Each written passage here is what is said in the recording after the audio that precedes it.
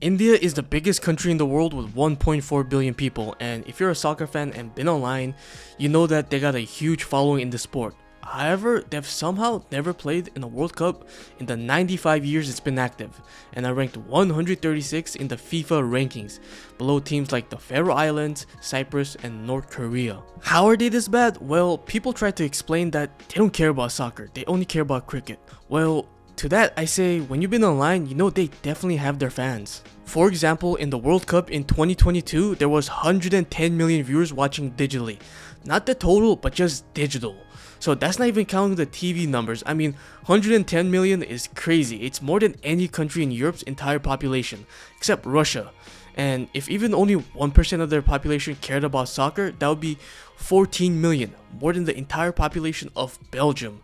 So they definitely have enough people that care to be competitive in soccer. People try to explain that perhaps their climate is the reason, that because it's hot and dry there, it's tough for them to train in a sport like soccer. And to that, I say there's countries in Africa that's more hot and dry than India, and they've had no trouble being competitive in the sport. Another reason that gets mentioned is poverty, that they're too poor to compete in the sport. I think that's also not a valid reason, because you've seen countries in Africa and South America who's not wealthy be very successful too. None of these reasons excuse the terrible performance by the Indian national team, right? I can't even name one Indian player who has had an okay career in Europe. I mean, when you have island countries like Cape Verde qualifying in the World Cup, when their population is only around 500,000, there's something wrong that needs to be fixed in this country. I think there's three main reasons that has resulted in this: their history, infrastructure, and corruption's incompetence by the federation. These topics connect to each other, and the first topic we're going to talk about is their history, which they actually have had a longer history in soccer than any country in the world, as it was introduced by the British soldiers stationed in the 1850s. This was back when India was a part of the British Empire, and during this time, Kolkata, which is a city in northeast India, was the capital of India, and is also the place where soccer gained traction, as the local Indians there noticed the British soldiers playing soccer and wanted to join. They would play among themselves and also against the British soldiers, and eventually in the 1880s they would create teams in the city and would even create the Durand Cup, which is today one of the oldest active soccer tournaments in the world. A lot of these people played for political pride because this was in Kolkata, the political capital of India, and they wanted to beat the British soldiers to show their capabilities. While soccer was popular in Kolkata and surrounding northern cities, it wasn't that popular in other parts of the country because India then wasn't a very centralized country, right? Each regions have different types of cultures, ethnicities, and dialect, so what's relevant in one part of the country doesn't necessarily translate to other parts of the country. As a result, there was another sport that was gaining traction during this time in another region of the country, and this sport is cricket. This sport was also brought by British, though it would gain traction in Mumbai, which is a city in the south. Mumbai is a business city with tons of wealthy people, and the Indian businessmen here started to play cricket with the British merchants so they could network with these people. It would gain traction, and they would eventually become better than the British soldiers there, and they would form a community team that would travel to England to play against better competition, where they would learn new things and bring this information back to India. This is where the divide between cricket and soccer came.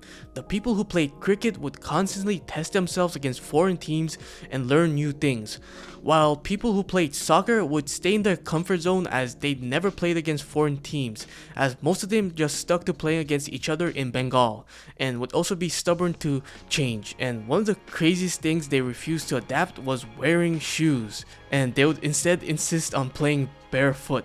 Even when they played in the Olympics in 1948, they would play without using shoes, which was against the rules. Though since this was in London and India just got their independence from England, they would let them play that way.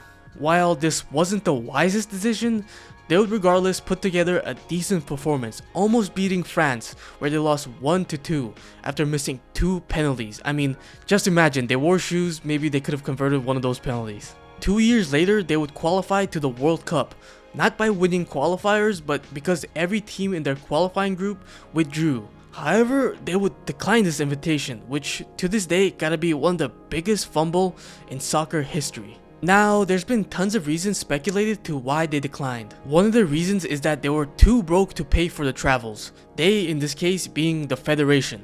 Though this is easily disproven because FIFA offered to pay for their travel. Another reason people have theorized is that they wanted to play barefoot and FIFA wouldn't let them do that. Though this would be disproven because their team captain at the time actually would come out and deny this theory. The most believed theory is that it was just a fumble by the Federation.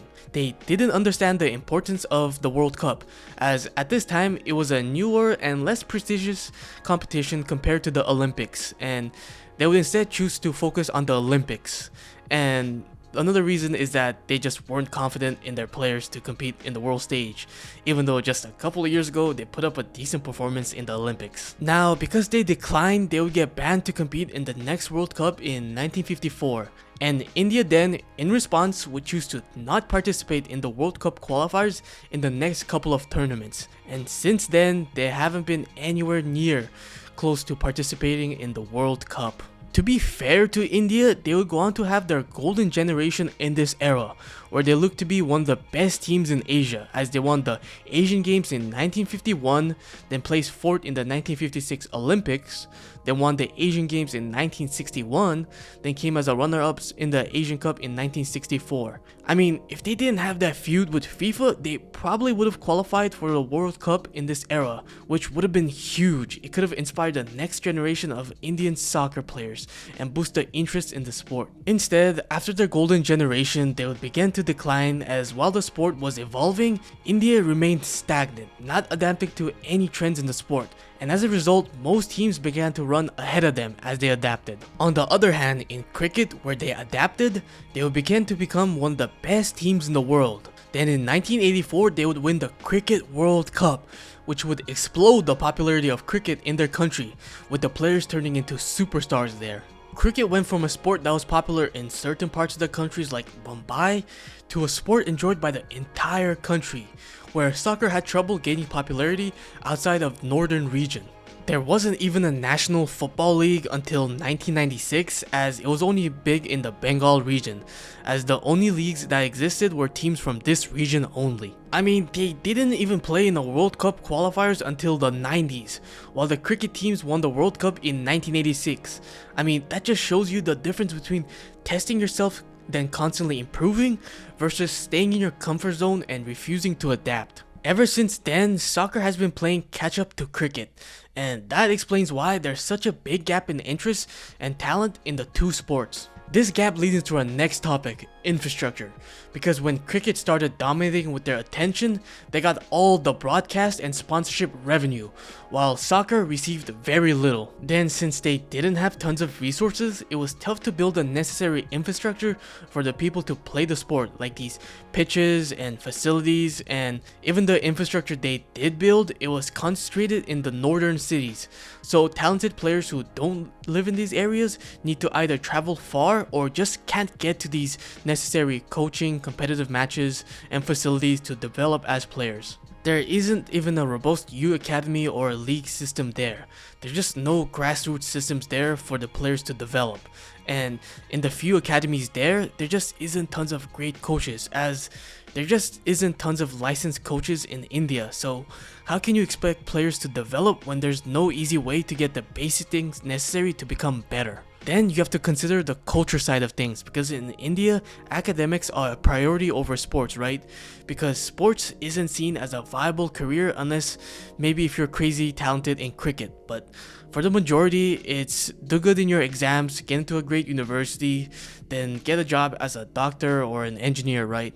That's what they strive for. That's what the parents want their kids to do. I'm sure there's going to be a lot of people watching that live in Western cultures, but in the Eastern cultures, making a living playing sports is a pipe dream, and there's tons of family pressure to pursue regular, respected careers, whereas in the West, there might be more autonomy for people to pursue what they want. Their schooling system also doesn't emphasize sports that much. In most of the schools, right, even when you're talented in sports, it is tough for you to get a scholarship to attend university. Whereas in America, you could do some random niche sport and that would be a big boost to your college application, then you could easily get a scholarship there. It's even harder to pursue playing professionally when their top league, the ISL, doesn't even have a quota to invest into the youth like most countries in Europe have, like England, where they have the club and homegrown quotas, and FFP making it more important to produce homegrown talent to produce revenue, or even competitions like the Champions League that has a strict club grown player quota there.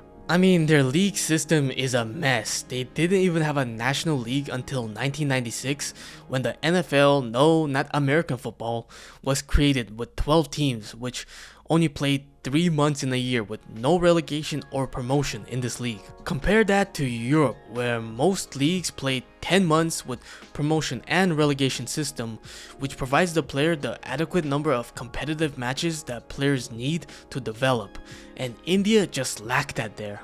Anyways, the league failed to get traction, and eventually they would rebrand to I-League, and they would introduce the promotion and relegation system, with IMG Reliance to create a new league to try to ignite excitement into the sport with the Indian audience, and this league would be named the ISL. This league would launch in 2013 with 10 teams, this time playing in 6 months rather than 3, and play 22 games in a season there. They would sign some big names to generate interest, like Perez, Del Piero, and even Zico as a coach. While this would help their popularity in the beginning, the popularity would then decrease, and teams couldn't afford to overpay washed up big names anymore. While they could have used that money to promote their national talent, the get rich quick type of scheme of signing big names only helped for a little while to increase their popularity, though didn't do anything to actually promote the people playing the sport or developing the talent they have. Also, the fact that they only played 6 months contributed to the decrease in interest, as people would always revert to cricket